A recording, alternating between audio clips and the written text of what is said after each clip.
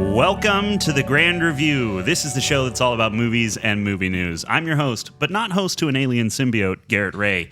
And joining me, as always, it's the lethal protector of Grand Avenue himself. It's Andy Delia. Yep. Thanks, Garrett. Thanks for being here, Andy. Thanks for having me, as always. So, basically, how this show works, if you've never joined us before, we do spoiler-free reviews of this week's movie right up front, so you don't have to sit through any faffing about. And then once we get to spoilers, we'll let you know, and we'll go into detail about the movie and stuff. So if you've seen it and you want to hear our thoughts on it, why? But okay.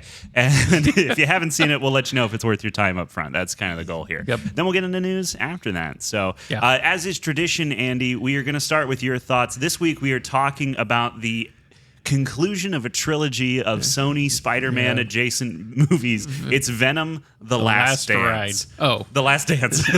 Last Dance. I looked it up. Boy, that's first I got to get the title of the movie right. Were you even there? Yes, I was. So what did you think? I thought it was okay. It was better than the other two. I really don't like this series. I didn't like the first one. I didn't like the second one. The second one I had so many problems with just because adding carnage to the story, and it should have been R-rated. It should not have, and they decided to make it family friendly, and I just was not happy with that at all. But Woody Harrelson cast as that was the right choice. And then the first one is just so kid friendly and goofy that it just bothers me. And because the character from the comic books is not kid friendly in the slightest, but at least this one, they made it accessible and goofy and went the right direction. That's how you're going to end this story. That was the right way to go, I think. So yeah, it's not bad. It didn't bore me. It didn't annoy me. So I that's why I thought it's okay. Yeah. Okay. I'm torn on this. Uh-oh. So here's the situation. So, to your point about the character of Venom, in the 90s, he actually was a lot goofier and stuff. It's more recent comic runs that I think have been a bit more serious and darkly toned and all that stuff. Everything's gone that way since The Dark Knight, for sure, But Venom, throughout the 90s and stuff, he was a major part of the Spider-Man animated series. Right. Anyway, he was always a little more tame at the beginning, but he was a threat, sure. But he didn't bite people's heads off, at least in most of the media that I'm familiar with. This is really kind of towing that line between it's for kids, but also we get it. He's supposed to be the lethal protector, so we'll have some blood splurts and stuff, and it's fine. I will say older kids. Yes, yeah. At least there wasn't any little kids running around here last time we were watching. Thank this. goodness. There were more kids in Deadpool than were. Just an incredible indictment on the state of parenthood in this country. But meanwhile, this one, I would take Drew to this with no problem. He'll love it. I do want to point out, just for parents who this matters to them, there is a fair amount of language. They do drop an F-bomb. It's PG-13. Yeah. So, if that's something that you're very much not wanting to expose your kids to yet, then just know that that's there. Yeah. But that being said, overall, it's a lot less offensive to me than most things we've seen this month. Yeah. Now that we're out of the woods of the horror realm. Thank God. I can't wait for Halloween to be over. I should really make you watch Long Legs. Well, that one's about a serial killer, though, and I don't know if that one would bother me necessarily as much, unless it's a lot of torture, gore. No, not really. Just Nicolas Cage as a serial killer with but what about in the movie? With satanic overtones. Does he lose it by the end? I mean, I guess that's a spoiler. The ending, the whole last part of that film, I just sat there with my jaw on the floor because I just couldn't believe how things unfolded. Were you surprised, or were you shocked by what you were seeing? Yeah, I was shocked. Oh, shocked in a way I was to Texas Chainsaw Massacre? Yeah, but in a good way. Oh, okay. Because things happened at the end of that film that I just didn't see coming, and that's why I keep telling people it draws a lot of similarity between Silence of the Lambs and Seven. Yeah, and see if both it's in along, a good way. If it's along those lines, then I think I'm interested. Yeah, but it's disturbing. Yeah. So. Well, not as disturbing as the little girl that called my wife a certain name when we went. While you so that's we have to see it again. And we're only going to have it for a week. Yeah. And the cool thing about what we got with this engagement is there's a Q&A with the director, which I'm always Yeah, I'm like you. The DVD extras are fascinating to me. So when they put that in theaters, yeah, I kind of want to take advantage of that. Yeah. And then there's a first look at his new film coming out next year called The Monkey. Yeah. That the trailer looks silly, but I'm weirdly captivated to it that I do want to see it. Yeah. You know, at least it's not, you know, something horribly gory and outlandish that I'm just not want to go and waste my time. So I think we all know what that is. Yeah, I know. I staying away from that. Well, speaking of silly, back to Venom. Look, this is a bad movie in so many ways. Yeah. It's so poorly written. It is.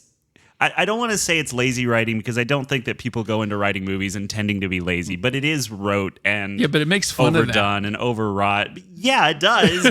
but like, you know, if you're making pasta, right, and you go, hey, I put way too much salt in the pasta, it's too salty, and then you serve it, does that mean the pasta is not bad? No, it's still bad, but you know, just because you did it tongue in cheek, like, oh, I got some too much salt, like it.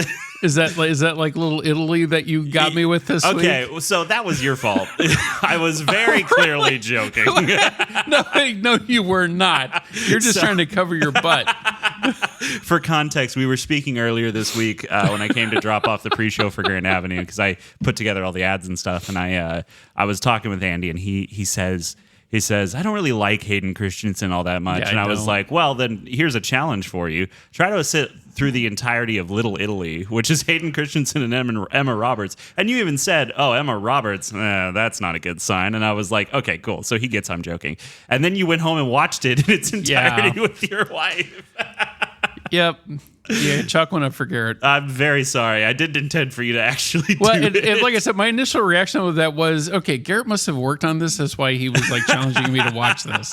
So I was like, okay, I'll give him the benefit of the doubt. Nope. I'm not responsible for that movie. Thank God. I'm also not responsible for Venom. But here's the deal. It's bad, and everything about it says I should hate it and be like, this is dumb and boring and rote and trite and whatever. I enjoyed this almost like 80% of it. I'm totally on board with. Okay, but the flip side to that coin is it's short. Sure. Which is to its saving grace. It did feel longer than an hour and a half to me. It didn't to me. Okay. It felt like it moved just I did really have fast. to pee for the last like 30 minutes, so that was probably why. Okay. And I do like Rise of Fans. I always like it when he pops up in something. Yeah. Mm-hmm. It is like the hippie wanting to see Area 51. Yes. Yeah, that was cool. Totally lost on me that he was the guy who played not the chameleon, the lizard in The Amazing Spider-Man. Didn't even recognize him at all with the hippie haircut. But I was like the movie The Replacements, the football strike movie that Keanu Reeves did. Oh, and he was the place kicker. And they got him. He played soccer, and they drafted him for this team. And he's one of the best things about that. He's hilarious. He's also, I think, one of the coolest things about this movie. I know people are going to be mad by how often the Moon family is like involved in the story of this, and they're going to be like, why is this here? But I was just having fun with it being dumb. I think it just keeps the story moving. Sure, yeah. Or else it would have gotten really boring really fast. Yes.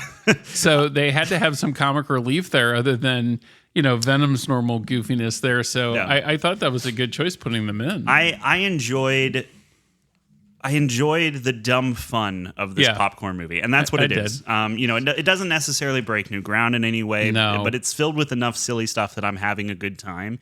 And I also just I'm fully aware that I like often dumb movies, not because I think they're cinematic masterpieces, but because it's entertaining to me to just go, everyone just had fun working on this. Like, you can tell there was this atmosphere of like, how goofy can we be? Well, and that's why you and I like UHF so much. Sure, yeah. UHF looks exact example of that. I would kill to have worked on UHF. Oh, yeah. Like, that would have been so much fun. Yeah.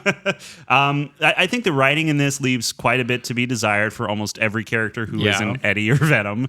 It is the stuff that's written for General Strickland and for Dr. Payne is just some of the most clunky derived dialogue I have ever heard in a movie. And I was just like, you guys really put this on paper and thought, that'll do. Like, no, it won't. Do better. Yeah, but it's the same writer from the last two as well. She's written on all three of these movies, and this is her directorial debut. And I do want to say, like, as bad as this movie is, for what it's trying to be, it's a good first outing. Yeah. Like, it's fun. It could be worse. Oh, could absolutely. have been Madam Web. Oh. Or Kraven the Hunter. Hey, we don't know that yet. That could be amazing. Oh, we know that. You just are living in denial. So good. No. I think, though, that this and Kraven the Hunter, the big difference is going to be that this is tongue-in-cheek for the most part, and it's having Kraven fun. the Hunter is going to take itself way too seriously. Yeah, and maybe. If it doesn't... Well, you can tell Russell from the Crowe's trailer. in there, so yeah, probably. Yeah. I don't know, man. I thought that... I like the xenophage design, the symbiote hunter aliens. Oh, yeah. They are, they're cool to look at, but in concept, they are truly terrifying. They have shredders built into their heads. It's so cool. Like, every time they eat someone, I'm like, no, but also that's kind of awesome. Yeah, where just like a stream of blood flies out the back of their skull. And I have no idea how that kills a symbiote, given that symbiotes are goo. And should be able to reconstitute, but whatever, I don't care. Every time they went, I was like, take that, the IRS. But I thought that was awesome, and I loved how they moved. And alien and monster designs can become very homogenized in a lot of films. They all kind of take after these same kind of ideas, but this one had just enough going for it that it was like, I'm cool. I like seeing it on screen, and I like how. It's not the first alien to like reconstitute itself from its body parts, but the way that it had like these fibers running in between them and stuff. And that's not really a spoiler, but I think it's a good design that's well executed, and their animations very much kind of hint at this animalistic nature, and I really enjoyed. Yeah, they're mindless killer drones is pretty much, and that's what they're supposed to be. So mission accomplished. Yeah, I want a shredder in my head. Eddie and Venom talking to each other, I think, is the highlight of this film. Much like Well, even the first opening sequences when they're going after like the guys that are setting up dog fights. Yes, yeah, and they're unleashing the dogs. And that whole scene for a series that it's supposed to be, it's not. And but it's fun to watch, which I don't have a problem with. Yeah, it's one thing when you're making these comic book films and you're so full of yourself and I'm going to elevate this and be like the ultimate in superhero movies. But when you go, we know it's not the greatest. Yeah, we know this is the last one. So why not just like let it go? Yeah, have fun with it. Right. Be dumb. The little. We'll talk about that scene a little bit more in spoilers. But yeah, there's a lot to love in there.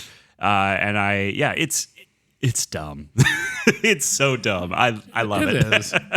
Overall, I think it's an improvement from Let There Be Carnage. I'm not. It is. I don't think I dislike the first one as much as you might have. I didn't. Maybe I just need to go back and rewatch it again. I just didn't care for it. Yeah, well, and I think sometimes I definitely experience this where the mood I'm in when I watch a movie will influence how I feel about it. So if you're not in the mood for, this is a dumb comic book movie, and you're expecting Venom to, which was kind of how I felt about it when I watched it the first time. I was like, this isn't what I was expecting. But I think looking back on it now, like Eddie jumping in a tank full of lobsters and eating them raw, like it's so dumb, and I like it. just being silly, and I wasn't prepared for that the first time I saw it. But going into this, I had such low expectations. That helps. I had low like maybe that's why I liked it as much as I did too. Like I expected just nothing but garbage. Yeah, and it is, but it's like when the Cheesecake Factory throws out their garbage and you rip open the bag and you're like, there's a whole bunch of cheesecake in here. I love cheesecake. Is it going to kill me? Probably, but it's fine. Oh, well, it will because I'm diabetic. Well, yeah. That's a chance I'm willing to take. Unless it's the zero sugar cheesecake that they have. Do they have that? Yeah, that's cool. They do. I'm glad that they do too. Thank you. Yeah, not sponsored, but shout out to the Cheesecake Factory. Yes. I do also want to point out that there's a lot of fighting in the night, and you can see what's happening for the most part. It gets a little kind of motion. I can't imagine like watching this at a drive-in. Oh yeah, it would probably be awful. That would be bad. Yeah, but I do appreciate the for her first time directing, and I'm not sure how many other people they had, helping with these scenes and stuff like that, but the action scenes are very well planned out. I think they they read well. There's some action scenes that I've seen in movies where it's like I have no idea what's going on, but you can tell what's going on, and that in and of itself, the choreography of those fight scenes, being clear is a challenge for any director, and I think it's done well here. Yeah, I agree. I do also want to point out, just real quick before we get into spoilers, that there was an offshoot filming kind of party over in Spain, the Spain unit, and they only have C camera operator listed. I don't know if they killed camera A and camera B operators, but they just straight up were like, "No, we don't have those in the credits." Venomate them. Yeah, maybe so. I found out you were doing dogfighting. So good, bad, great, or terrible. What would you say? Good. Okay, yeah. I think I'm going to give it a good for entertainment, a bad for crafting from a story standpoint. But overall, look, if you like dumb fun, this is dumb fun. Yeah, and it's mindless dumb fun too. Sure, but there always has to be popcorn flicks for like some of the other stuff that we've seen. Yeah. To every Saturday night, there has to be something that's just fluff and stupid and. This is it. And, I say stupid, but it's in a good way. Yeah. Saturday Night's a better movie, you can't really compare the two. Watchers is probably technically a better movie, but I did like The Watchers, though. I know. I seem to be the only person that did. Well, I'm not saying I don't like it. I'm just saying that there was some stuff in Watchers that was kind of like, that okay. All right. Yeah, but then there's Horizons. Yeah, Horizons technically is probably a better movie, but I like this one more. I had fun, and maybe it is you didn't because have to think as much. I hate thinking. I think that there's a place for this amongst the pantheon of movies that you can sit down and enjoy, and I as compared to some of other Sony's like outings with Marvel, sure. Outside of Spider-Man, which is definitely their bread and butter. Yeah, but that's mostly because the MCU people were in charge of those. Right. This is probably the best one that I think that they've done. Yeah, I would agree. Yeah. Aside from the animated stuff, the Spider-Verse movies are genuinely very good. Yeah, but that's I even kind of separate that as that's kind of a different class unto itself too. Yeah. I mean, this is definitely better than Madam Web. It's definitely better than Morbius. It's I think better than the first two definitely Venoms. Better than Morbius. God, what a horrible film that is. But overall, I know I can be overly critical sometimes of some movies. No, really? No, you, Garrett? Well, now hold on. Now. No. People love The Wild Robot. I think that it had some pacing issues, but also I acknowledge that the pacing issues I have with it are probably the very reasons that kids are engaged with it. Yeah, but I fell asleep the second time I went to Did go you really? see it. Yeah. So, I think it's... I know that I can come off as very much like, oh, I'm above this. And I don't intend that. I think when I like something, I want to pick apart the things I didn't like because I want to know what you could do to make it better. And this one, I definitely have problems with this that we're going to talk about in spoilers. Oh, yeah. My first note is an issue I have with this movie. But you know what? There are times where you just have to go, what is this? Is it dumb fun or is it trying to elevate it? And if it's dumb fun and that's the intention behind it, I'm willing to give people a pass. And I mean, there's definitely a difference here between when I go back and think of it, Bike Riders is probably my favorite film of the summer. Oh, really? Outside of Furiosa. Yeah. And Tom Hardy's performance in that as compared to this is, wildly different. Sure, yeah. I think he's kind of doing a Marlon Brando-esque kind of thing in both of them, but this is definitely But this more one, fun. you can tell he's having more fun with. He doesn't take it seriously. He doesn't have to. Yeah. So he has like a wider range that he can just go crazy with this role because that's kind of what it is. Yeah. Bike Riders had to be more serious, Yes. straight ahead, and that And character. he plays that well, right, too, yeah. Right. Oh, there's some films that he's done that too that he's just not pulled off well. The one I can think of off the top of my head is The Drop. It's not a... Never even heard of that. Yeah, not a great film. So that's why you've never heard of it. And then there's me. Oh, these people are... Okay, yeah, I'm sitting down and watching someone challenged me to watch something they said was awful? Yeah, sure, I'll watch it. Keep going, Garrett. Hey, it's not... You did it. You challenged me. I was not going to back down from that. No one ever accepts my challenges. They all look at me like I'm an idiot. No, I did. I'm going to be much more careful with it in the future. I didn't think you would do it. Like, I will only challenge you if I think there's something worth talking about. Yeah, Little Italy's not worth talking about. Right, not films that are offensive to Italian people. Thank you. Your wife said that was what she liked about it. It had the right amount of cultural insensitivity. She was saying that to make you feel better. Well, thank you, Jessica. I appreciate you very much. No Hannah last night either. I was bummed. Oh, me too, man. She is working so hard at school, and she is so close to being done, and is very exciting. Hey, if you're in the area, if you're in the Belton area, starting on Halloween at 5:00 and then going through December 6th, my wife is doing her senior exhibition at the University of Mary Hardin-Baylor. It's called Sweeter Than Honey, and it's just very quickly, it's a bunch of pottery and ceramic work that she's been doing over the last several years, and it's about finding purpose through God, and showcasing that with bees and ceramics. And it's a very cool thing.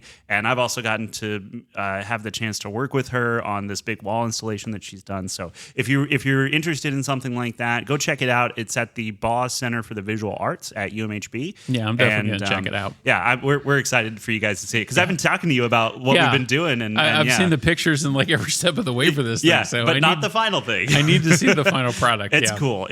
We're so happy with how it turned out. Good, so good. So yeah, come. I'm happy for her. Me too. And then hopefully once she graduates, she can show up to movies awake.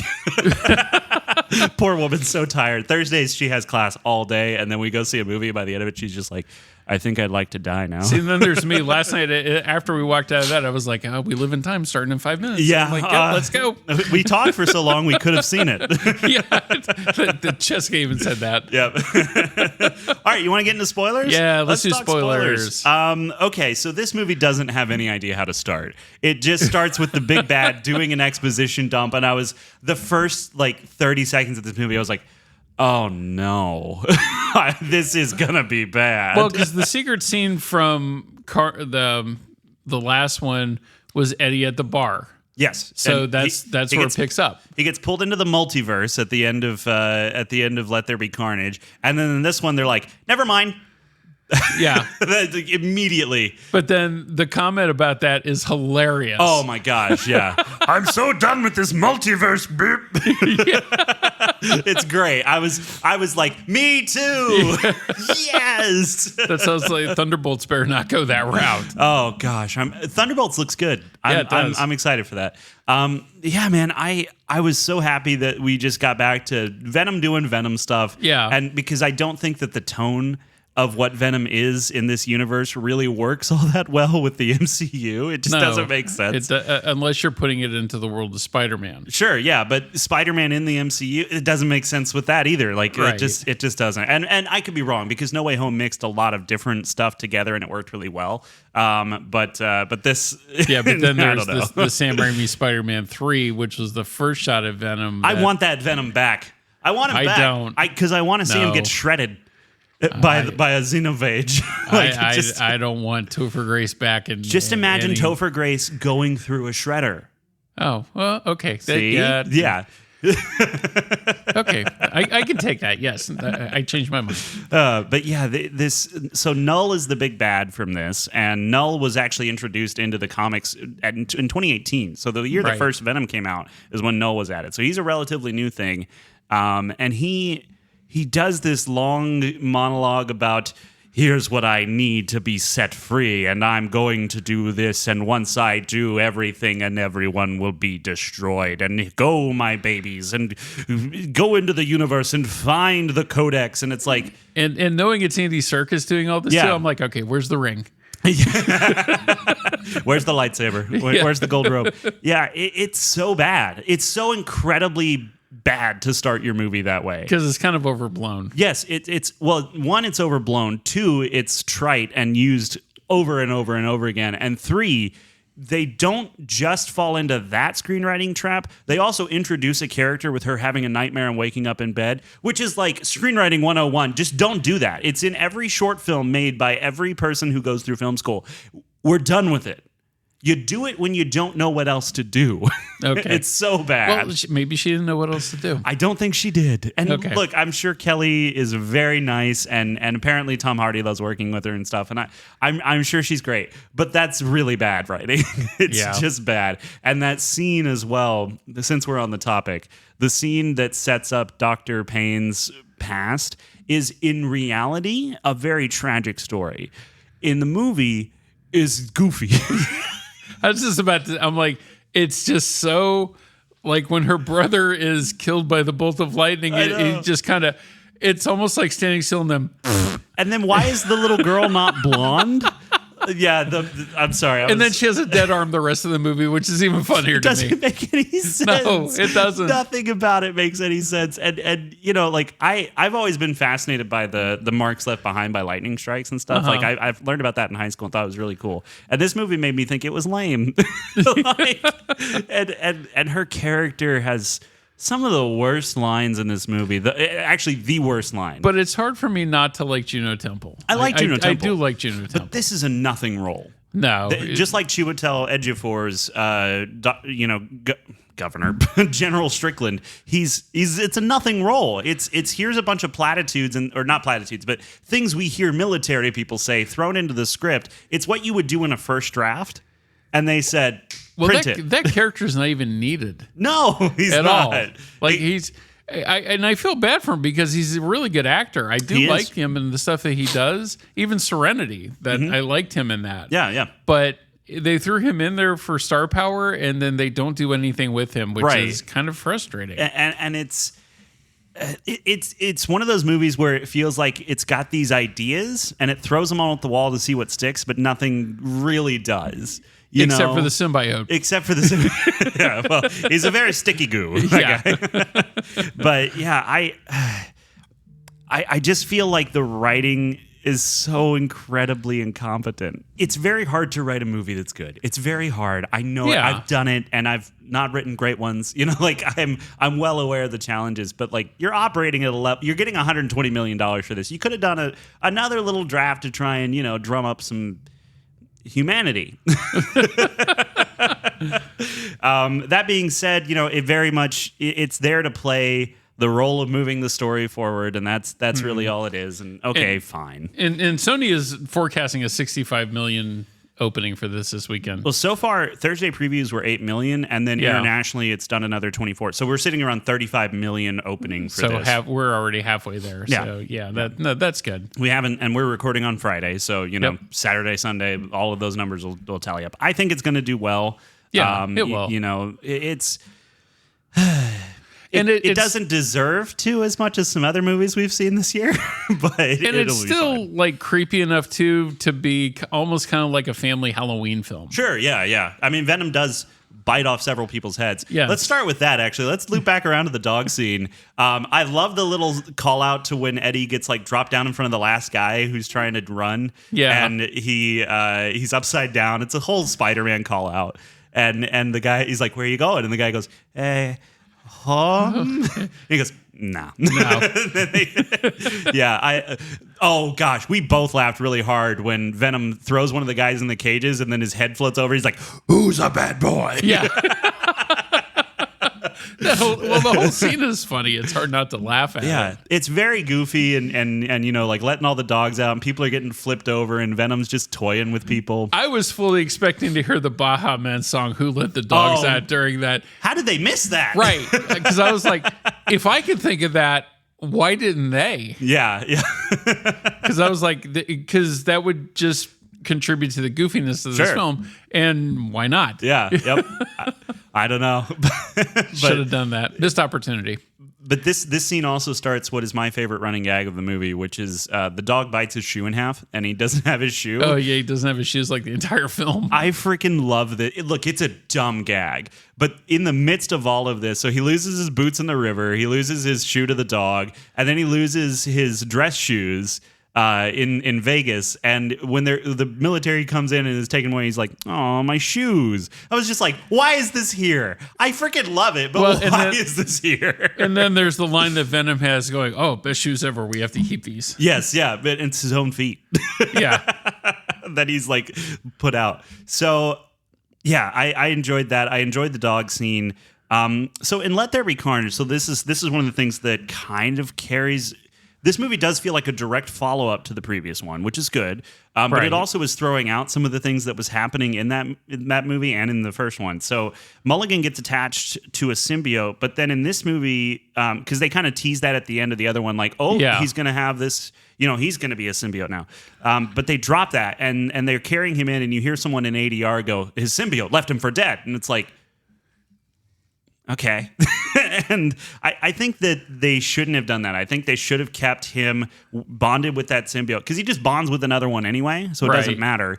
And second, I think that it would have been more interesting if Mulligan had bonded with the symbiote but was mad that he died and thought, I blame Eddie for this, and he becomes a pursuer. But then along the road, once the xenophages come in, he kind of reluctantly teams up, and then there's this, kind of growing together there where it's still an antagonistic relationship, but he recognizes that he has the ability to do good, which is actually something from the comics for Mulligan. Right. And so I wanted to see more of that. He does kind of do that because he breaks out of his cell and holds back the xenophage later on to let Venom get away. But that feels more like the symbiote being in complete control of that. Mulligan is kind of just like not a character. I do like how all the symbiotes get loose and then they have that giant fight against let's loop back around to that because I want to talk about the end towards the end. I'm trying something new. I'm kind of going through an order. Oh, okay. So that we don't forget things because I realize I forget things. So I need to stay on topic. That's what you're telling me. No, I'm saying I'm trying something. It won't work. Oh, okay. Especially when we bring G-Force into the mix. Hey now. Gotcha. You beat me to it. That's okay. I'll get you when you least expect it. Yeah, Little Italy. At least Little Italy was short. Didn't seem like it. Yeah, fair enough. The other thing that I thought was maybe an interesting note, and maybe could have been more interesting. Christmas, this character is one of the doctors or the scientists at Area 55, and she kind of seems to have this kind of friendly sort of feeling towards the symbiotes throughout the movie, but it's kind of just hinted at. And then she just bonds with Venom at the end off screen. And then that's what saves Eddie when he's about to get saved. I think that would have been something where if she had bonded with another symbiote in the lab, she could have been the one that let them know about Null. Oh, okay. And that could have kept Mulligan kind of separate where he can go and do his thing and it can be a real follow-up to his death at the end of the first one. Or almost death, like he doesn't quite die because then he would have had a codex. Anyway, speaking of the codex, that is a dumb, contrived MacGuffin if I've ever heard of one. It's almost like a bad Tesseract. Yes, yeah. Because that's almost I'm like, well, if it was square, that would have been the Tesseract. But no, it's round and curly, so. Yeah, which doesn't make much sense either. Wasn't there supposed to be a codex in the first Venom? I'm trying to remember what Riot was trying to do. I don't remember. Because Riot was trying to get the symbiotes to take over the world. But then this movie, no, they're refugees, which I just thought of could be a political commentary. I don't know. But like... I hope not. What's going on here? Yeah, the codex... So the codex is made when a symbiote or its host, one of them dies and is brought back. And that creates the codex, and the codex is the key to Null getting released from his prison that all the symbiotes imprisoned him in. Now, you might be asking, how does that make sense? And so am I. Because it doesn't. Yeah, why is that a key? The look on your face is like, okay, yes. It's so stupid. It's so incredibly dumb. Like I've seen some dumb MacGuffins in movies. This is amongst the ranks of the top dumbest. Because it doesn't make sense. Okay. I don't get it. Well, even the Temple's character like smashing at the last minute and becoming that to save. Yeah. Kind of came a lot later than I thought it would happen. Exactly. That totally seemed like something that should have happened earlier because it seems like the movie's hinting at it from the beginning. Right. like she's this damaged person and a symbiote might be able to heal her, and actually that might be the plot of the first one. Maybe that's why they didn't do it as early. but it feels like they saved everything for that last 30 minutes, and fine, like it works. It's good for the most part. But yeah, it's very, very, very much like the Codex. And it being this immediate beacon where things can find, where these xenophages can find them like immediately, it's so dumb. And it works to keep the plot moving. Like as a plot device, it does its job. Christmas is hinted to it so many times too that she's gonna turn into one of these things too. And they also make a big deal about her leaving her shoes on the desk and changing her shoes, but then that never comes into play later. It was that just to show Chidwell Ejiofor's range of emotion as that character? He didn't interact with her shoes. He was just talking about her pin. I was just... Oh, okay, yeah, sorry. Joke acknowledged. Thank you. My bad. It wasn't a good one though, so I see where that got lost. I'm sorry. I was too upset about shoes. Because I was thinking like, oh no, does she have a foot fetish? Is that the whole thing? Well, that's what I was gonna say. Was like, did they get Quentin Tarantino to ghostwrite on this? Why is this here?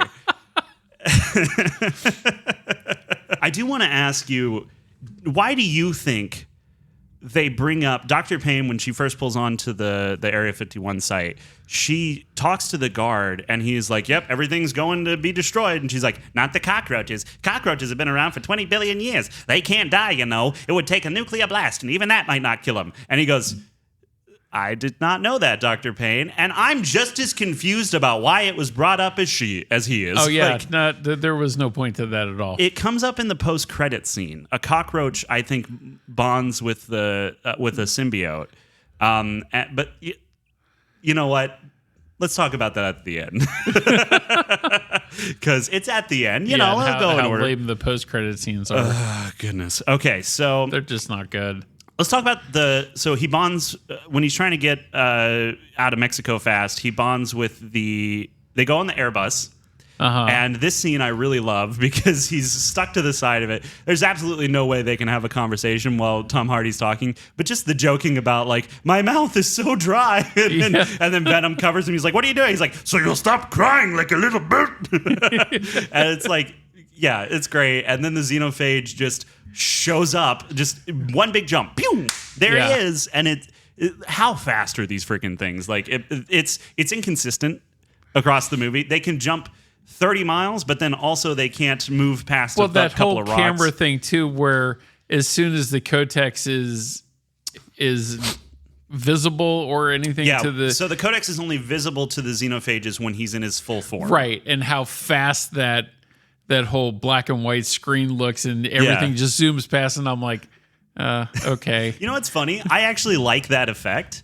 Like, just from a visual effects standpoint, like the showing how their vision works. And I didn't think it was needed. The zooming through is dumb. Like, that doesn't make sense. But I always like an alien vision, point of view shot in a movie because everyone does it slightly differently. And I was thinking about how I would like... Predator always did it better. Yeah, for sure. But I was thinking about how you could do this effect with actual footage and then use like certain clipping masks and stuff to do it. So from a VFX standpoint, I was interested in it because I was like, oh, how would you do that? That's kind of neat and different.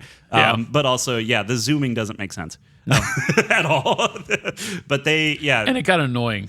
Did it really? A little bit. I didn't think so. When it came to like the third or fourth time that we were seeing that, I was like, oh, okay, again. Yeah. I got to see this. Okay, fair enough. They do it every time. Yeah. Sorry, I said one time to establish that, I think, is enough. Keep going back to that is just a waste of screen time, I think. Sure, but this is only an hour and a half. So, it could have been like what they do with the Puppet Master movies, where they're just trying to use as much footage as they can to get it to full with length. the little killer dolls? Yeah, the Puppet Master films. Okay. Oh, those are 95% filler by the third one. Oh, yeah.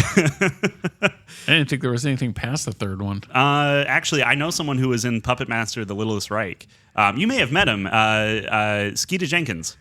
He's a local actor, and he was in one of the Puppet Master movies, one of the more recent ones. Yeah. Oh. Yeah.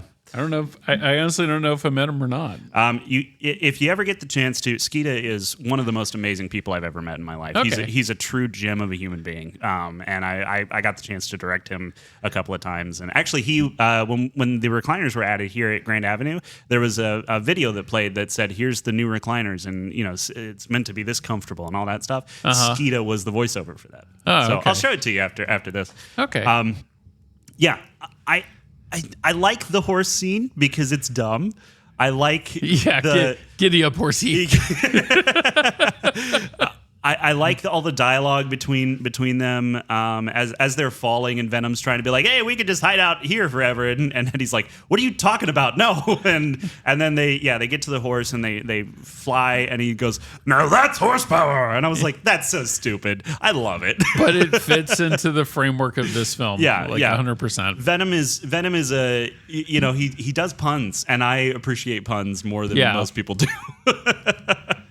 So yeah, I like the scene in the river. So but I do have a problem. This is the main like pacing issue I have with this movie. What'll happen is Eddie and Venom do something for a long time, and then they cut back to the military guys going, "We found him," and then the next shot is them arriving wherever Eddie is, and it's like, how did you get there so fast? They just can teleport, I guess. It was the only thing that really frustrated me. And like, sure, maybe we don't need the whole build up every time, whatever. But like that first time when they show up with the horse scene, they just appear, and it's like, I thought they kind of did that every time after that too. They appeared. Yeah, and it was like, I think you can get away with it the second time. I don't think you can do it the first time because it doesn't feel like a pursuit. No. Like he's supposed to be chased, but it doesn't feel like a pursuit. They just show up when the plot needs them to, and then disappear when a couple people die. Right. And the guy's like, "I can't believe people died. I'm General Strickland. Well, can you get me samples? Samples? Punch iPad. I'm angry now." I wanted to the one part where he was like, "Well, I was mad you ended up killing one of my crew," and I was like, were you even that much attached to him? Right, yeah. To even care? That's one of the things. So in the river scene, as much as I enjoyed Venom bonding with the fish and then the frog, and I love those designs and how silly they are. That was a lot of fun for me. I like the kinematics and the kind of like impacts underwater and stuff. It was all very well done. I like that a lot. And but yeah, they get to that point where that one scuba diver is pointing the gun at Eddie, and he turns the gun back around and makes them shoot themselves, or they pulled the trigger. It didn't look like his hand was on the trigger. I don't know exactly what happened. If the person did pull their own trigger, what an idiot. But they show her face as she floats away, and she's like, "You killed me," and and it's supposed to be this impactful moment, I think. Yeah, but I didn't see the point to it. The movie wants that to be impactful, and Eddie does talk about it. He's like, "I killed somebody," and Venom's trying to tell him, "She didn't give you a choice," and he's like, "Yeah, but you didn't give me a choice." Like he's mad at Venom, but then that just disappears. That storyline doesn't matter for anything, and you would think that would come up. Like as they're going forward, he's like, "I don't want anyone else to die. We're supposed to be the lethal protector." So that's been our criticisms for past films too, about them bringing up plot points and then just dropping them and they go away. And then, this movie's full of it. Actually, it's all over the place. Yet we're overlooking that and saying, "Yeah, it's an okay movie." Sure, yeah. Well, it's an okay popcorn flick. Yeah, like as a piece of art. It's slop, It's a bunch of rice filler but I don't with M&Ms all over the top to make you go, "Ooh, piece of candy," But at least it's better than Fast X. Sure, yeah, but what isn't? Morbius. Fair enough. Borderlands. Yeah, Fast X. A funny thing about that movie, I watched it at a Airbnb, and I hadn't seen 8 or 9. And I haven't seen anything before 7. I've seen 7 and 10. And 10, the internet was so bad where we were watching that every 20 seconds it would like stop for like 40 frames and then speed through all the frames to catch back up. I watched the entire movie that way. It's so much funnier that way. I was going to say, does it make it any better? It does, because you see people, you're hearing things happening and then they go, and it just happens so fast. And But the audio stays consistent the whole way through. It makes no sense. It ruins every action beat, and I freaking loved it.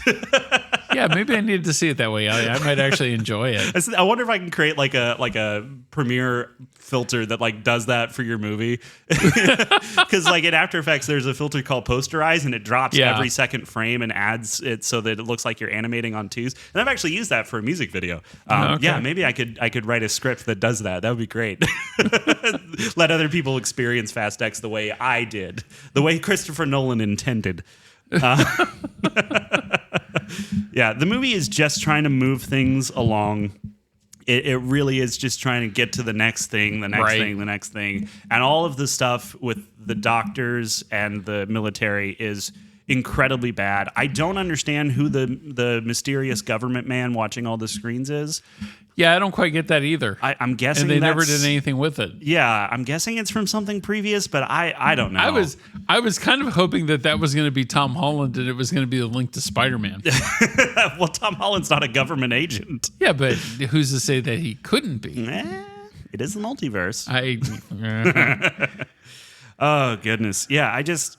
It's very jarring that the military shows up like that, and yeah, you don't feel they're in pursuit. You just feel that they can show up when they want to. So, Michelle Williams isn't in this movie at all, which I think is a loss overall. I know the director said that they wanted to isolate Eddie and Venom, so all they had was each other. And thematically and story wise, that does make sense for what they're doing here. Yeah. But yeah, I would have liked to see Michelle Williams a little bit. Yeah. This movie's a Las Vegas ad. Did you notice? Kind of, yeah.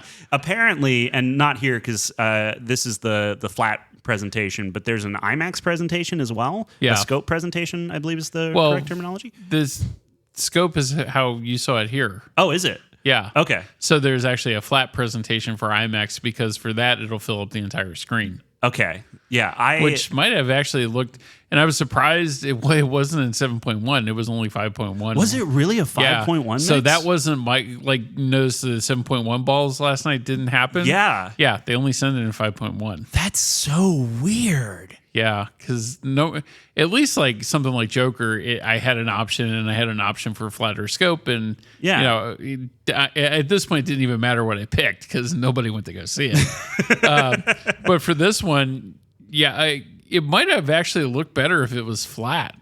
I didn't even notice the change. Yeah, when we watched it. I didn't notice it. But yeah, the Vegas stuff apparently is the only thing shot in IMAX. Yeah. Wow. Why?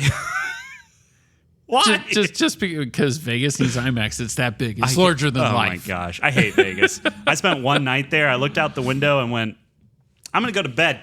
And then I closed the sheets and I got up and drove another 400 miles the next day. I want to go to Vegas one of these times and see like Fremont Street and that section of Vegas.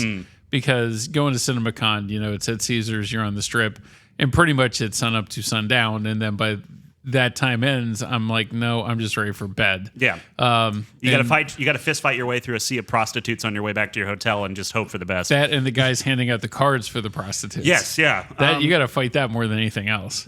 Vegas is Sin City, right? Yes. Okay, yeah, that makes sense. Yeah. But it does have the best Coca-Cola store and M&M store. Because there are 3 stories each. Wow. Yeah.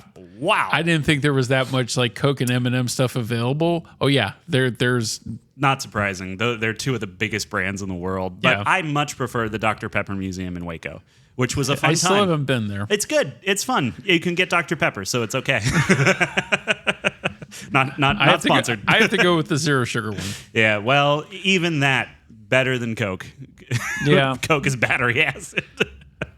Okay. Oh, goodness. So yeah, let's talk about Vegas. So Vegas has the best slap in cinema history for sure. Yeah, I love, and the guy deserved it. Yeah, I just love Eddie being like, "Why do you keep knocking people out? Cut it out!" Like he's just so panicked the whole time.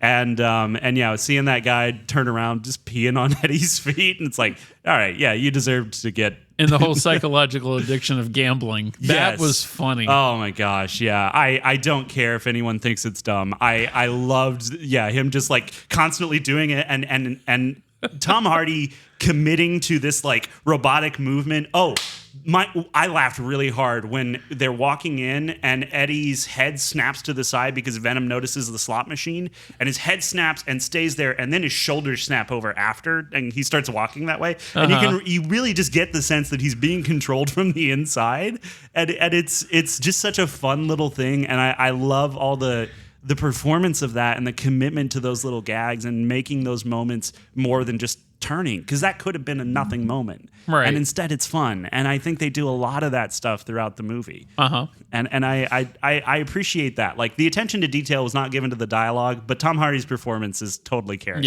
So definitely. Lots of fun there. I do have a problem with what happens upstairs after they run into Mrs. Chen, who I have no problem with that happenstance. It's fine. I like that she popped up in the film too. Yeah. You knew that was coming because it was in the trailer. Yes, yeah. I love Mrs. Chen. She's so funny. Yeah.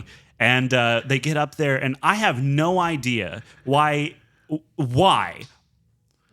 is it that Venom knows that the xenophage is after them, is around someone that he likes with Mrs. Chen, and decides to still go full bore Venom for a dance? It's dumb. It's stupid. It's so incredibly just ridiculous. I love it. And it's not like the annoying dance scene in Spider-Man 3. Yes, yeah. I also love that Eddie's watching, but from the inside basically, and he's just like, when did you guys even practice this? Like it's like it's so choreographed, and they're it's just a fun little scene. And I also felt this way about the Ground Control to Major Tom sing along. It goes on for too long maybe, and it's dumb, and I enjoyed every moment of it. I enjoyed Eddie sitting there just constantly trying to look like he's not frustrated by it. Yeah. And like he even goes like, shoot me in the face. Like, and it keeps going on. And I was on board. I was there for it, as the kids say. I almost set that as my ringtone today. Did you really? Yeah. I like that song. I like that song because of The Secret Life of Walter Mitty. Yeah. Man, that movie freaking so good. It made me, that was one of those movies that I was having a rough time, and I went and watched it, and I watched it in theater 2 here. And it got me excited about movies, and the possibilities of making movies and going, oh, you can do stuff that's not, world-ending stakes, and it's still great. And I love it. And I played that in the theater. I was working at Marble Falls, and it didn't do well. It didn't. And I was like shocked. Ben Stiller did a great job directing it. Yeah. It looks gorgeous. Like the color grading is so good. Oh, it's and even Sean Penn is not annoying in that film either. Yeah, it's the first time ever. I know. So the xenophage shows up because of the codex being on display. We get another, zoom vision thing. But then Venom just goes down, and the xenophage just forgets. Like, it doesn't make sense that they're so stupid. And this is where I really was just like, what are you doing? Because the thing turns around and jumps out literally as the military shows up. It jumps past the Osprey that shows up. The military guys drop in. They shock Venom or hit him with sound or whatever and take them in. And it's just like, how did you get there? Why is it that this thing is able to jump out literally the moment that you show up, and no one even acknowledges it at all or anything? It's dumb, it's stupid, it's ridiculous. I hate it. But yeah, Venom had that line too where they were trying to get in the casino going, hey, your money. I was like, swingers. Yeah, all of that stuff is great. I also think that Milton and Nova Moon and his kids, like, the hippies. The little boy is maybe not the world's most breakout star, but he was cute and it worked. No. And the teenager's playing a very much like typical teenage girl role. But then once they get to Area 51, she has this like touching moment with her dad, which was kind of nice. Yeah. And I just liked that whole family. I thought it was fun, and the whole little call out from Nova being like, that's why we cashed in our life savings and went on this trip, honey. It's like, oh, you're idiots. Oh, goodness. Or even goes back to Repo Man, one of my favorites from the 80s. That was Emilio Estevez's first like big film. Mm-hmm. and his parents are just like these mindless drones watching televangelism. And, he comes to them at some point and says, hey, that money that you had set aside for me? Yeah, I kind of want that now. And they're like, oh man, you're too late. We gave it all to the televangelists and the Church of the Rising Consciousness or something like that. Rising Consciousness. I don't remember exactly what was said, but it's something along those lines. It's almost the same thing. But yeah, having Rise of fans in that was a good move, and I was glad to see that he was in it. It was good to see him, doing something comedic like this and pulling it off, and totally unrecognizable for me. You need to see Pirate Radio. I've heard about that. That's the one that's like it's the island nation that has a radio channel. Well, the true story about England banned rock and roll, right? Yeah, and the boat that was anchored off the coast of England, and it was a radio station, fully functional. And Rise of Fans is one of like their biggest DJs. Okay, best role that you will ever see him in. Okay, and Philip Seymour Hoffman, great movie. I missed that when it came out, but I do want to see it. It didn't get a big release. It was kind of small, and it didn't do that well. But if anything, for the 50s to 60s, like psychedelic soundtrack and just the rock music of that era. And the performances it's just a great little movie. I still love to watch that. Yeah, I got to check that out. It's going on the list. Yeah, that one definitely needs to go on the list. So the xenophage follows them from Vegas to the to Area 51, which just makes no freaking sense because it left when it was in the room with the codex and it knew it was there 2 seconds ago. But then it follows the Osprey to Area 51 for no apparent reason. This is because the plot said so writing. Yeah. And it's bad. Also, how did no one at Area 51, 55, whatever, realize that this thing crawled into their hangar as they're going down 10 feet beneath it? I was going to say, Hellboy's security system had better monitoring than that did. The quality assurance on Borderlands had better monitoring than that did. Oh gosh, yeah, and so it's very much like contrived and dumb at that point. I wonder if some of that we would find in like the scenes that were cut.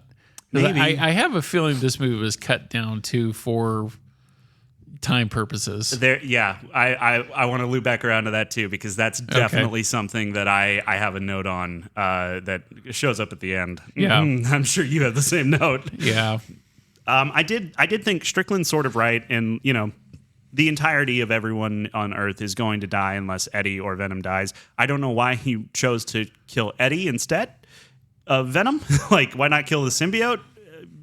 Because the symbiote can't be killed. No, I think it can. That's the thing, is like the acid kills it. Oh, yeah. So they could have done that.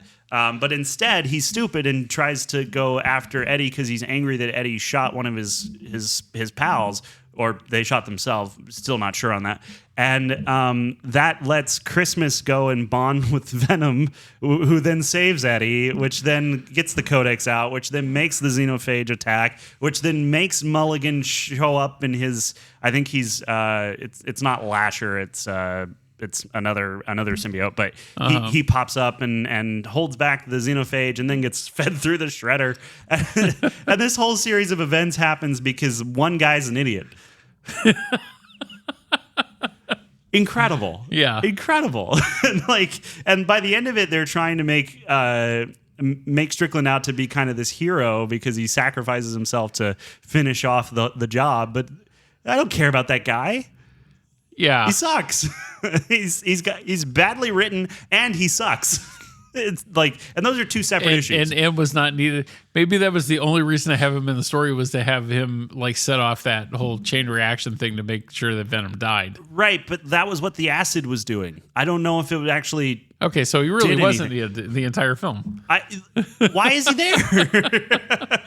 Okay.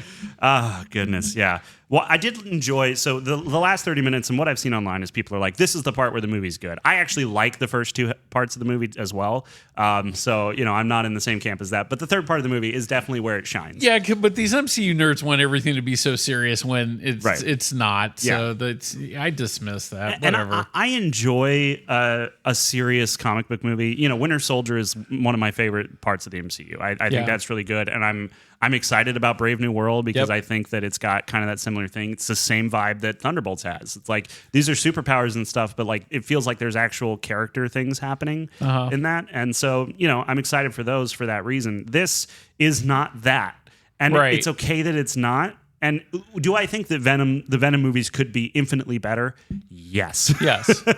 Are they? No. So at least I'm gonna sit there and try to have a good time. But they don't need a reboot anytime soon, please. I think they need a Venom who faces off with Tom Holland's Spider-Man who's actually a threat. Yeah. Not a lethal protector, which is what Venom became over time. Right. But starting with the lethal protector is like, I mean, you can't have a movie entirely based around the villain and not, it doesn't always really work like that. So that's tough. But yeah, I don't know. This feels like, well, we got to keep making these movies so we can hold on to the rights. So we're going to keep doing them. Yeah, until now, because this is. But is it? But is it the end, Andy? Right now, it is until they get a better story. For sure.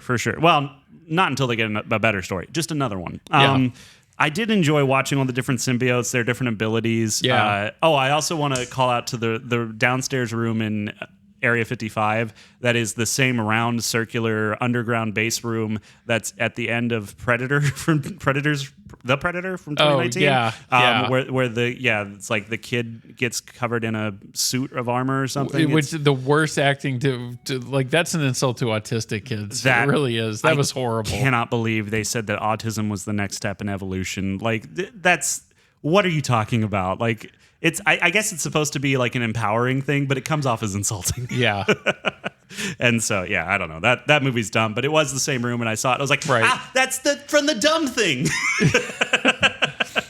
Did they just steal that from Disney? Is that... I don't know. They just said, oh, well, design's not copyrighted. We're going to take that and we're going to put it in here. I'm guessing it's just a room that's out in California that you can rent out for movies. And they thought, why dress it up to look different? Next thing, if you're going to do that, I'm waiting for the Ice Fortress to pop up next. The Ice Fortress? Yeah, from Alien vs. Predator. Oh, yeah. That was bad. I love it. I think we've talked about this. The only place I've seen that is on DVD, and there's 5 minutes of it that skips every time, and I've never seen it. I don't want to. Oh, goodness. But yeah, watching all the different symbiotes, I think the end fight is a lot of fun. Yeah, it is. It's definitely the best part of the film. Yeah, seeing Christmas with her like big knives just like that's so cool. I think that they did a good job with all of the symbiotes, although they do kind of blend together a little bit in the dark. You do get to kind of see like different fighting styles. There's that one who just like Hulk fists himself and is like, wah! And then there's that one where the two symbiotes join together and they've got two heads and they're holding the xenophage back and stuff. And I thought all of that stuff was fun. And it's like, what do you do with these things? Like they're not going to be full on characters like Venom. It's a Venom movie, right? So having them be in the way that they move and their silhouettes being distinct, I think that works really well in this, better than it did in the first Venom. The first Venom, you can't tell between Venom and Riot. They look the same. And it's all in the dark, and they're both black, and it's like, I don't know what's happening. And I think this does a much better job handling that. And so it's fun. I would agree. Also, seeing Venom riding a dirt bike with his tongue sticking out in the wind behind him, I love that image for some reason. It's so funny to me. And I like, it might be my new screensaver. Just like it's so dumb. Dr. Payne, she saves that little scrap of symbiote when they're evacuating, and then she gets electric speed. Yeah. Why? She looks like the electric gremlin from Gremlins. She does. Yeah, that's where I started really laughing at that when that popped up last night in the movie, and I'm sure you were probably like, "What the?" Yeah, I wasn't sure what you were giggling about. Yeah, because I was like, "Oh, that's out of Gremlins too." There's nothing new under the sun. Everything's been done. But it was just so. It was almost just so kind of absurd too how that just happens. Yeah. She just pulled, like, they're hinting at it the whole time, so you keep waiting for it to happen. Right. But they just do it at the very end for like 30 seconds. Yeah. It seems like such a waste. And it started to feel a little bit like the end of Shazam, where the whole family gets powers. And it was like, But also this whole scene breaks the conventions of this trilogy because the first movie, they make a big deal about it having to be a specific host for the symbiote to be able to bond to without killing it. And this goes on for quite a while past when the host should have been completely consumed by the symbiote. Right. And so it doesn't. It just throws that out, and that was annoying people online from some of the stuff that I read. It didn't bother me because I was just like, they just happen to be, good enough. Yeah, like, fine. Because if we're wasting time on trying to figure out which ones, but that's the thing is for Christmas, they could have earlier on established, actually, you do have the DNA markers. We can now know who they would bond well with. Right. And they could have done that and had her set up for that, and it would have worked. Yeah. And then some of the other ones die so fast getting put through the shredder, which I freaking love every time. Yeah. Blood splatter. It's great. They could have done that and actually kept with the established lore, and but maybe they just didn't. Develop them a little bit. Yep, develop them a little bit. Think about what you're writing. Put any sort of thought into anything you're doing. Yeah. No, that's not what this movie's about. that part of the script was put through the shredder. Yeah, absolutely. And this is what I'm talking about, where I'm like, I can be very critical, and I have problems with how this is done. It just was funny enough that I didn't care. Yeah, it doesn't detract from you still liking the film as a whole. Yeah, and there are other films where those things do matter, mostly because if the movie's taking itself seriously, it's like, well, you're asking for this. You're asking for me to take it seriously. And if you want me to take it seriously, you need to put the thought into it. Right. And this movie's just like, no. Aliens. I don't know. But yeah, I really feel they dropped the ball on Christmas as a character, I think. Yeah. And there was too much emphasis on Dr. Payne, and it should have been all about Christmas. Yeah. Because Dr. Payne just doesn't matter by the end of this. And maybe they're trying to set her up. I know Juno Temple's a bigger star than this other actress who, unfortunately, I don't have her name written down in front of me. But I think they were both good. Like, I don't think either one of them was acting better than the other one. Yeah, I would agree with that. Clark Bacco plays Sadie Christmas. Oh, okay. So forget that now. I beat Andy to it. Wikipedia for the win. IMDb is so slow, man. It drives me nuts. I don't like the layout. Anyway. Do you want to talk about the very ending of this now? Yeah. Since you stop me every other time, so. Oh no, I'm sorry. I'm trying my best here. It's like, I'm just messing with you. What are your opinions on the end of this movie? The first secret scene, I understand why they did it, but if there's not going to be another one, or there's no plans for another one, why reintroduce that villain? Yeah, why have Null So what's say, the point? Like, and also if there's no codex, he's not free, so I don't understand. Because even like Tom Hardy said, he's not doing another one of these. So unless they're going to continue it with somebody else? But he also said he loves playing the character and he'd be open to it. Oh, which means he needs a big bag of Marvel cash. For him to do it again. Okay, so that almost like negates everything that he's already said. Yeah. It's a bargaining tactic. It's a public bargaining tactic. I'm done with the character, but if this does well, then the movie studio is going to come back and go, hey, and he's going to be like, I don't know, I already told people I was done. It's got to make, you got to make it worth my while. Sorry, it would sound more like, it sounds like Tom Rocky. After he gets a little punchy. But then the other one, I just don't quite get it all with the cockroach and the symbiote and the bartender. I was like, well, where are they going with this? I thought and the I'm bartender, sure some MCU nerd more dedicated to this than I am could explain that to me great, but I don't have a half hour to waste on it. Right, yeah. The bartender stumbles out. I thought there was going to be some like leftover bit of venom, and that would be like it would attach to him. But then he just stumbles off, and a cockroach shows up at the vial that it looks like to me the vial that Dr. Payne broke, which means that it's not Venom symbiote, it's the electric symbiote, which I don't know the name of. Could be lightning, could be agony, I don't know. And then that kind of starts, it doesn't even reach out, it just kind of sparks, implying that the goo is there, but I didn't see the goo. And so it's like, oh, there's more coming, and cockroaches don't die, so they're the living thing that's here that could get kind of bound together with this, and it can keep going. But it's like, you had a dude. Yeah. You had a whole dude walking through this. You didn't need the cockroach. And you put the cockroach there and you establish the cockroach with a clunky line of dialogue for someone who studies space. She doesn't study cockroaches. Yeah, she's not an anthropologist. It doesn't make any sense. She's an astrophysicist or whatever. I've never seen an astrophysicist go, oh, yes, in that constellation, you can see the DNA of the roach is, laid out in the sky. Like, no, it's stupid. It's so dumb. Before that, though, we do have an actually kind of touching scene towards the end where Eddie's doing his best to fight off all these xenophages and stuff, and they're trying to blow him up, and they keep reconstituting. They keep coming back. And there's this scene where, Eddie's still trying to figure out how to get them out of this situation and take Venom to New York. And I actually kind of was like, this is good. This scene is good. And the you really do feel the camaraderie between Eddie and Venom. And I appreciated that. And then when he shows up in New York to see the Statue of Liberty. Yeah. So that's the worst part of this movie. I don't know who... I agree. I'm just laughing at it. Jeez. It pissed me off.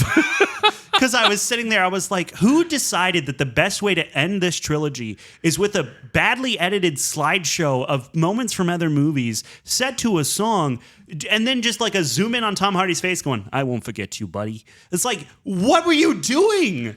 That just reeks of, one, I don't know how to end a movie. You also don't know how to start a movie. But I don't know how to end a movie. And two, studio interference.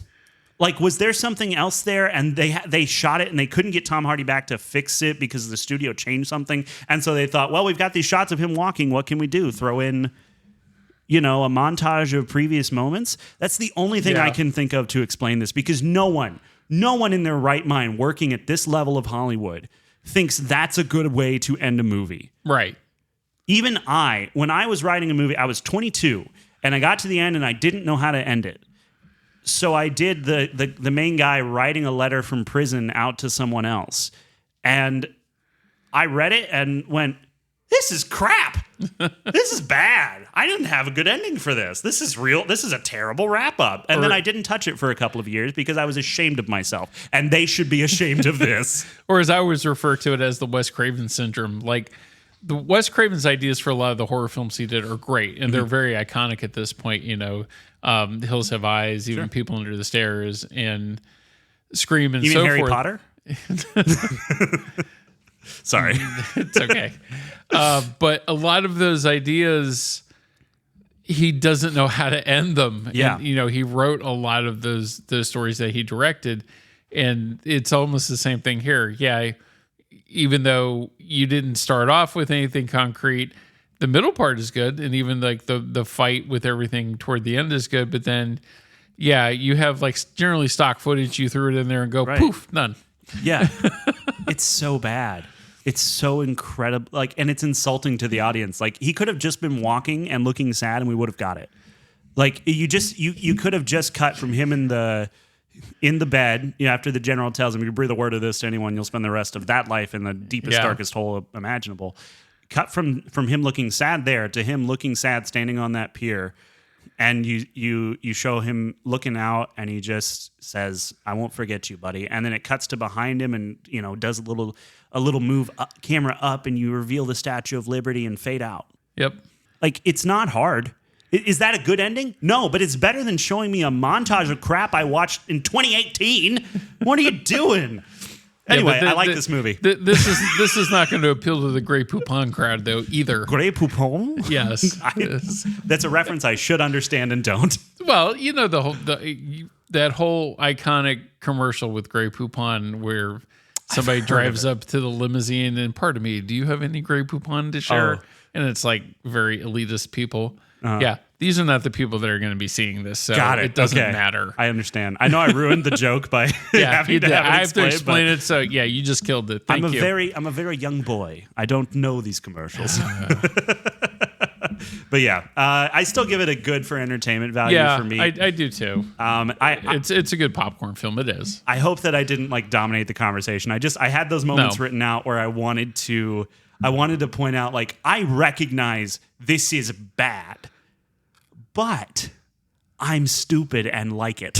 Right. And yeah, even the dancing scene with Mrs. Chen is so weird and goofy that it just freaking works for me. Yeah, even though you see like Venom's wee-wee. Do you? What? Yeah, there's a part in that where if you look, because it like swings around. Okay, well now this movie's great. No, I'm kidding. All right, well that's it for Venom: The Last Dance. Yeah. Oh goodness, you want to get into news? Yeah, let's do news. Do you want to go first? You got some stuff. I got a whole bunch of stuff this week. I actually did my homework for once. No, we do it every week. We're very dedicated to the show. We're not at all sad that we're cursed to do this once a week. Yeah, this is actually. I look forward to this every week when I do. Me too. This. I genuinely, I'm very glad that we get to do this. Yeah, me too. Thanks for listening, by the way. You're helping keep us going. Yeah, thank you. So first thing, Blade off the schedule, completely gone. And nobody knows what that has now gone into the multiverse. I'm done with this. Hopefully, when it resurfaces, it has Wesley Snipes attached to it. Yeah. Or that's my take on it. There's only one Blade, mother.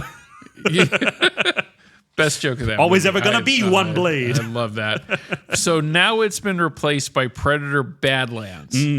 And it's the same guy that made the last Predator movie, Prey. Yes, Dan Trachtenberg. So, and not only is this not going to be, it's not going to be for Hulu. This is going to be a theatrical release. Yes, for November 7th of next year. Yeah, Prey's really good. I like it. Prey. It is, and that's on paper. When I read about it, I'm like, this is going to be stupid. Yeah. But it's not. It's actually it's one of the better of those films it's definitely better than The Predator. Oh my gosh. It was so bad. But it had that round room. That was fun. But I'm glad to see that actually making like the theatrical run too. That's going to be cool to see in the theater. I actually have some follow-up information on the Predator series if you're interested. Yeah, cool. So yes, they were talking to I think it was Steve Asbell, who was I think he's 20th Century Studios president, Steve Asbell. So he was talking to the Hollywood Reporter, and he was talking about, yes, there's the Predator Badlands, which stars Elle Fanning, which I like. I like Elle Fanning a lot. And then he also said that there's another secret Predator movie that Dan Trachtenberg is directing that is not going to be a theatrical release. I don't know if this is an animated project or what they're doing with it, but he said there's another one that's set to kind of come out next year. So this guy is a Disney puppet too. Well, yes, he is.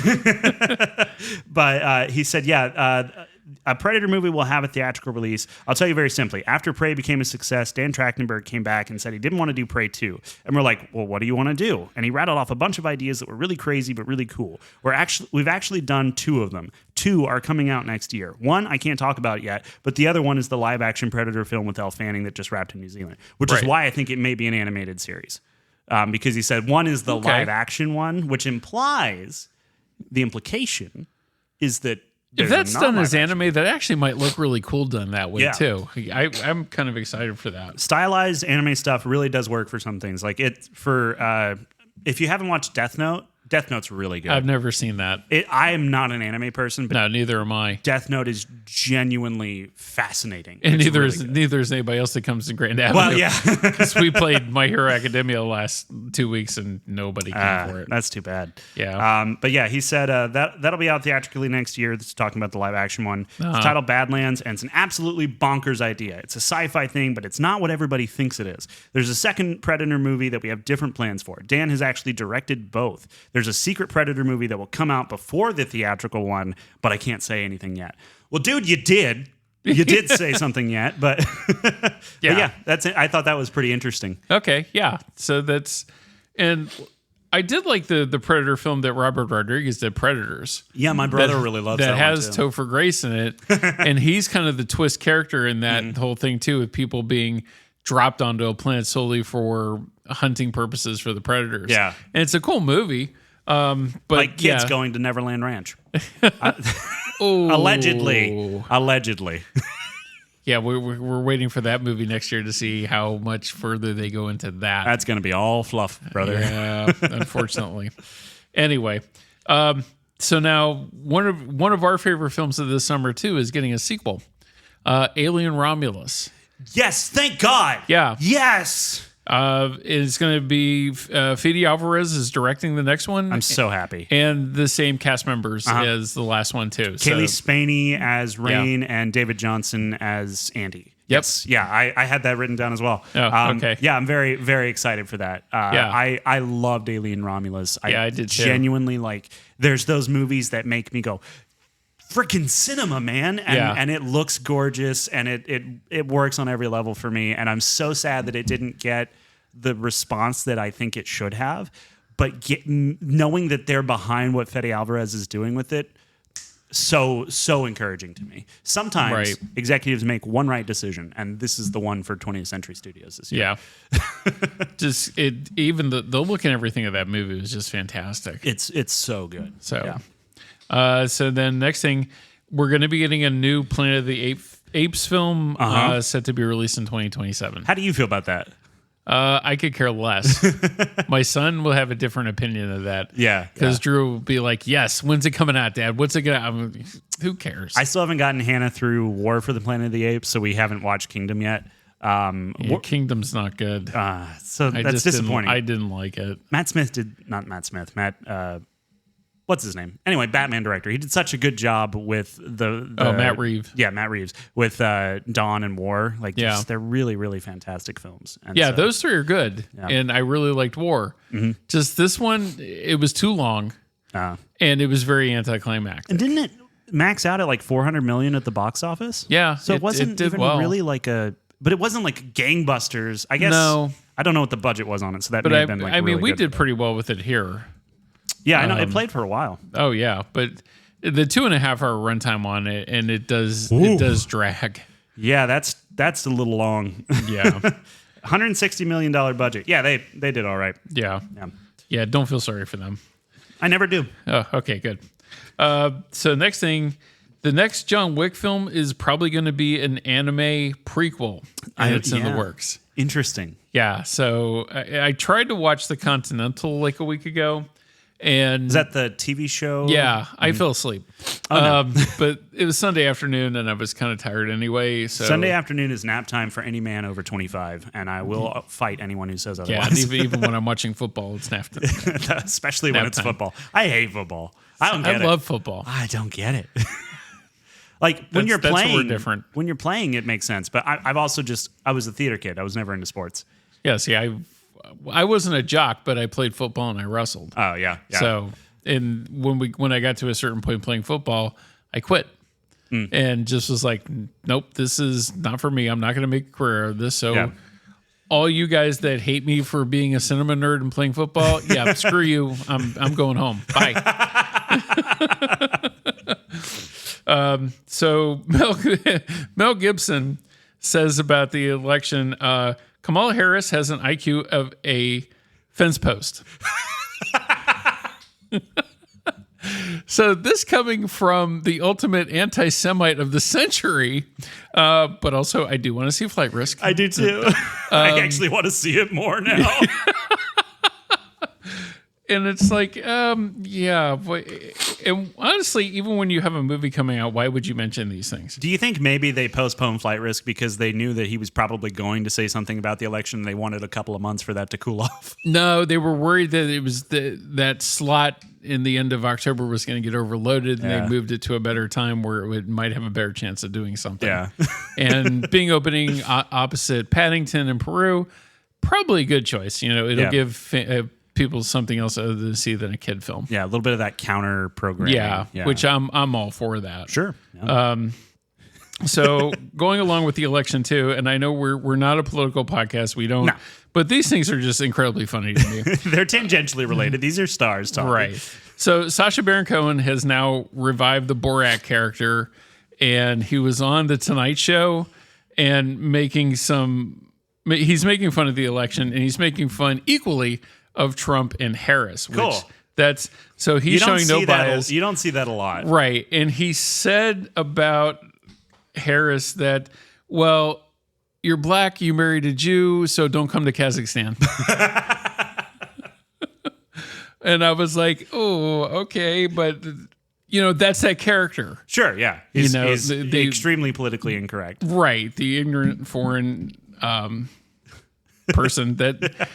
Yeah, so it's kind of funny to me that's coming out of that. I still remember the 1 year CinemaCon, the movie coming out that he had was The Dictator. And he had this huge, like, he came in character, dressed, had like these 4 female bodyguards that were like very top heavy, and could barely fit into a uniform. And then they were having a midnight screening that night, not at Caesars, but at a theater down the road. And he, of course, everybody show up, and there was hardly anybody there. But I went because I'm like, well, I want to see this. And I know what it's going to be even before I go there. But he's there still in full, and was, yes, come, meet, and take pictures, and spread the word about the best military leader ever. And I wish I still had it. I have a picture of me taken with Sacha Baron Cohen with this character. That's funny. Yeah, it was great. That movie was pretty panned, wasn't it? Yeah, but it is funny. Yeah, there's parts of it that are really good. I remember laughing at the trailer. But yeah. So this is one of my favorite films too. Like we've talked about Texas Chainsaw Massacre in the last couple of podcasts, and Halloween is my all-time favorite. I like this. Halloween. This comes very close. I really do like the original Nightmare on Elm Street because it was such a groundbreaking idea at the time. Sure. With a killer invading the kids' dreams. That was not done anything before that, and it was a really novel film. Yeah. Well, it's 40th anniversary of that film. Is it really? Yeah. Goodness, they're getting old. Yeah. Such as I. I'm so sorry. I didn't think about it before I opened my mouth. But that's okay. But these are...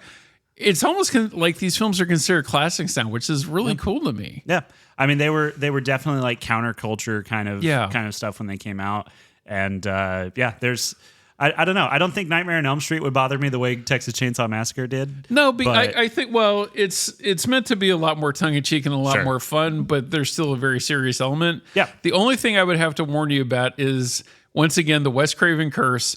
The ending to the film sucks. Isn't that the one where they pull a dummy through the window? Yeah. And funny. It looks like a dummy through the window. It does. It's so funny.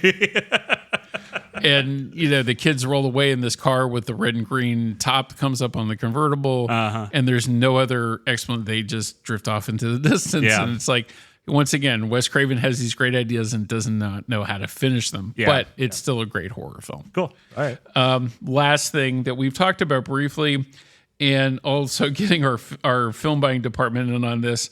So Clint Eastwood's film Juror Number 2 could be the last film that he ever does. He's 94 years old, still making movies. God love him. Yeah. And he still makes great movies too. I seem to be one of the few people that liked Cry Macho. I thought it was a fantastic film. It did $16 million in business on a $32 million budget. But the problem was it was that date and date crap that Warner Brothers was pulling at the time, and that's why nobody went to the theater to see it. Well, and it was like just in the first couple months after theaters reopened from the pandemic. Yeah, so, it was too soon. Yeah. So the problem with this is why are they trying to bury this film? It's getting less than 50 theaters in the United States. Warner Brothers is not even releasing the release pattern for this thing. And our film buyer saw it last night and said it was fantastic. Yeah. It was a great movie. And he's scratching his head at why Warner Brothers is literally just burying this film. I might have the answer for you if you don't already have this written down somewhere. I don't. So essentially, because of the underperforming of Cry Macho, the studio looks at it as, everyone else is like, respect the man. Like, he's been making movies for 50 years. They're looking at this as getting it into theaters at all is a sign of respect and gratitude to Clint Eastwood. Yes. So because his movies don't do well enough and we don't have any faith in them. So basically... That's not true. CEO David Zaslav, which is a villain's name, by the way, has been questioning why it was even made if they had doubts about the movie's profitability. Talking about Cry Macho, he said, it's not show friends, it's show business. And look, you can't make more movies unless you make a return on the movies that you're making.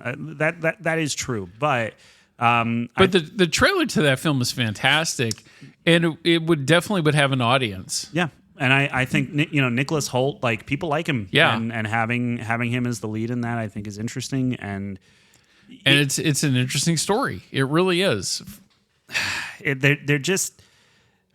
I understand that there are times when a director flops, and you should absolutely punish them. Eli Roth, Todd Phillips, because they're taking these huge swings. But $30 million budget for a movie, like that's one of the things about Clint Eastwood is he is legendarily very good at coming in on time, on budget. And his last courtroom drama film did really well, Midnight in the Garden of Good and Evil. Yeah, yep, I know. Like that one did well, and he has a grip on this stuff, and It is definitely a disservice to his body of work that they're not giving this a proper release. And I haven't run out to see every Clint Eastwood movie, but also throughout most of my life, these movies were coming out and they were R-rated and stuff, and I was just not watching R-rated stuff. Mm-hmm. I was watching PG-13 and under, and that was the kind of stuff we could put on at home and watch, and no one had any real problems with. And it wasn't until I became an adult that I really did start watching R-rated movies. So I'm at that point now where it's like I'm in the target demographic now where I want to see these things. And the Mule, you have to see The Mule. Yeah, I've heard such good things about The Mule. It's an interesting story to start out with, and the movie that he did for that is just fantastic. Yeah, Clint Eastwood. I mean, there's no doubt the man knows what he's doing, and obviously Warner Brothers doesn't.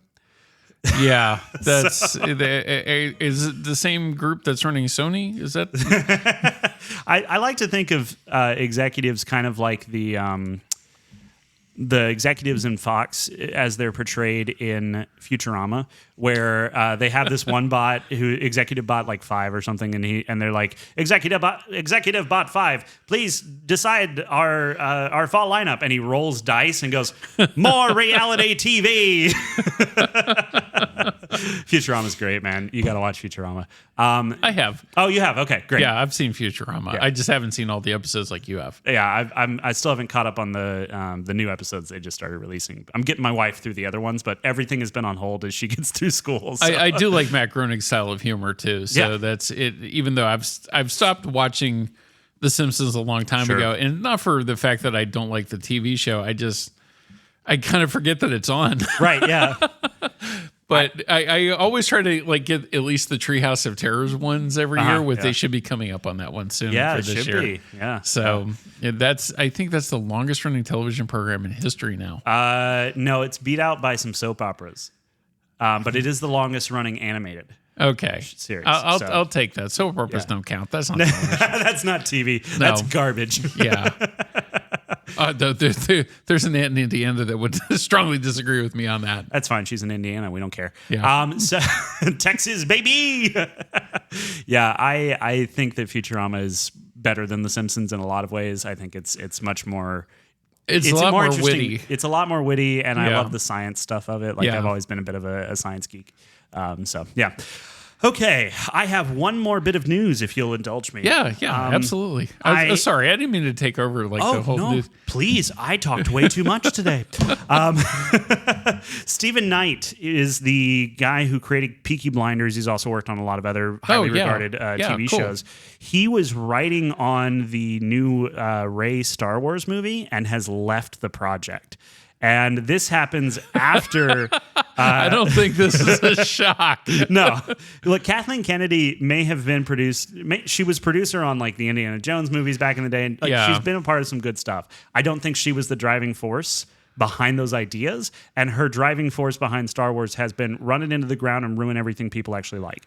And it's absolutely been met with... people saying, so David Lindelof, when he left this same project earlier, he said, I'll just say that for reasons that I can't get into on this Sunday morning, on this day, the degree of difficulty is extremely, extremely, extremely high. If it can't be great, it shouldn't exist. That's all I'll say, because I have the same association with it as you do, which is it's the first movie I saw sitting on my dad's lap, 4 years old, May of 1977. I think it's possible that sometimes when you hold something in such high reverence and esteem, you start to get in the kitchen and you just go, maybe I shouldn't be cooking. Maybe I should be eating. We'll just leave it at that. And look, I've seen what David Lindelof writes, and I'm glad he left. Yeah. But Stephen Knight now also has left, and I think it is just because the studio is pushing stupid stuff on them. Yeah, I would agree with that. So at this point, really, the next Star Wars films are pretty much in jeopardy. Yeah, well, I mean, the Taika Waititi one was completely abandoned. I would have liked to have seen what he came up with there for that. Me too. As long as he, tried to take it seriously and didn't pull 11 Thunder. That's true. But I do know that the director of Deadpool and Wolverine, Sean Levy, he, I believe, is still technically attached to a Star Wars project. Because Stranger Things wrapped up. Apparently, they finished that up, which I'm very excited about. I love Stranger Things. Yeah, me too. I'm such a fanboy, and I'm sorry. And I like that series. I know people are like, cool. "Oh, it's overdone now," and I'm like, "No, shut up." I love Dustin, and I will fight you. but he's wrapped up on those projects now. So he apparently Star Wars is the next thing that he's slated for, which I think could be good. I think he's a good director. With him at the helm of, as long as it's not another Night at the Museum film. Because the third one was pushing it. Yeah.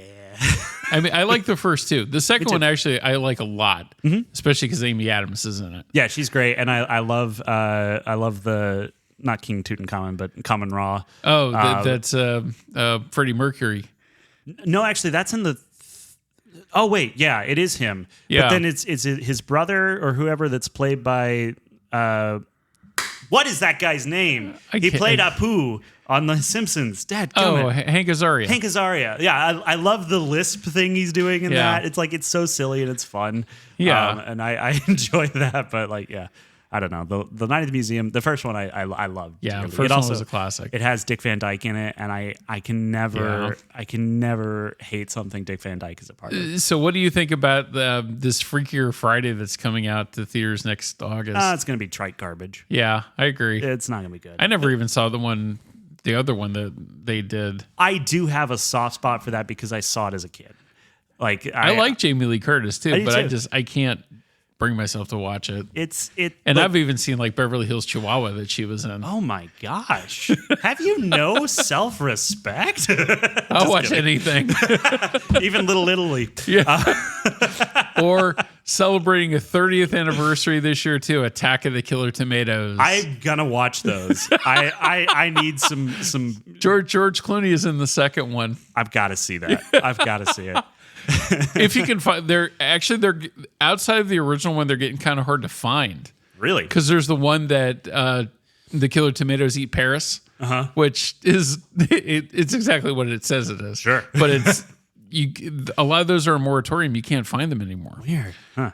Just like I'm still trying to find Hardware. Yeah, which is a sci-fi, great cyberpunk film from the early '90s. That this is actually an interesting point. I detest piracy.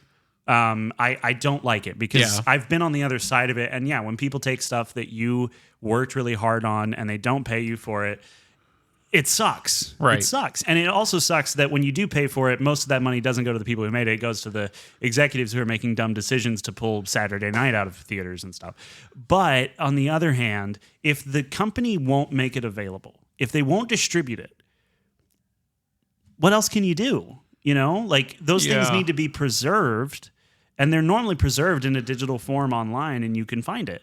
And that's always been like the kind of gray area for me. Like Nintendo doesn't make most of their classic games available anymore, but you can find the ROMs and you can emulate it on a PC. And so a lot of classic games that I never got the chance to play, or the only way to get it is to buy it secondhand for hundreds of dollars. Hundreds of dollars. Yeah, because people know what they have and they charge accordingly. Exactly. But if a copy of that exists and I can't buy it legitimately, is it at that point bad? I don't know.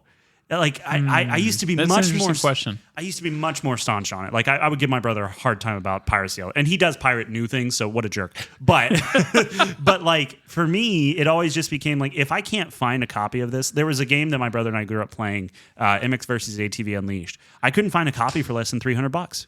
Yeah. So I downloaded it and emulated it. I do own a copy, but it's scratched. So I couldn't play that anymore. So I do own it legitimately, and normally I try to do that. But yeah, there's some Nintendo games that you just can't get without spending way too much money. And I'm like, I just want to experience the art, And if the original companies won't make it available, and Nintendo often doesn't with a lot of their back catalog, So are you waiting for the ET game to come out of the landfill for Atari? I want to play it. I want to know there's what caused There's a whole documentary about that too. That is a fascinating story. It is. Man, there's a video game journalist called Jason Schreier. He's named that. It's not just called that. That's his name. Yeah. But he does some deep dives into some of these video game stories and stuff. And he's got a couple of great books. So if you're interested at all in like just the history of that stuff, Jason Schreier's got some really good books you should check out. Okay, cool. So. Yeah, because I tend to read a lot more nonfiction stuff than fiction anymore. So he's a good writer too. It's like entertaining as you read it. So okay. Alrighty. Well, I think that brings us to the end. Yeah. What do you say? Okay. I think so. Well, thank you everyone for listening. Yes, thank you. I wanted to put out polls for good, bad, great, or terrible, and Facebook has removed the ability to do that. So I'll put up a post, and you can let us know what you think of Venom, good, bad, great, or terrible. You just have to leave a comment. I'll tally it up. Yeah. And we appreciate you listening. We hope you had fun. do. And I guess that brings us to the part that we always say at the end of every episode.